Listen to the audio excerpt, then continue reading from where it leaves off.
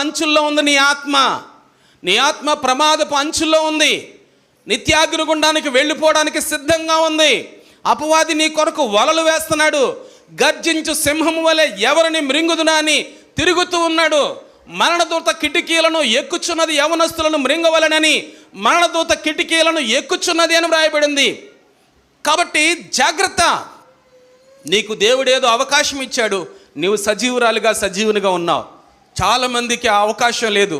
రక్షణ పొందుదామన్నా రేపొద్దుట అవకాశం ఉండకపోవచ్చు. నేడు అనబడు సమయం ఉండగానే నీవు చక్కదిద్దుకోవాలి. రక్షణ నీకు సమీపంగా ఉన్నప్పుడే ఆ రక్షణ పొందడానికి నీవు సిద్ధం చేసుకోవాలి. కాబట్టి ప్రియమైన చెల్లి, తమ్ముడు, అన్న, ఈ మాటలు వినాల్సిందని ప్రేమతో కోరుతున్నాను. ప్రతి మనిషి ఇలాంటి బయట బాహ్యంగా జరిగే ప్రమాదాల గురించి ఆలోచిస్తున్నాడు, కానీ ఆత్మకు జరిగే ప్రమాదం గురించి ఆలోచించటం లేదు. ఆత్మకు ఎంత తీవ్రత ఉంటుందో తెలియటం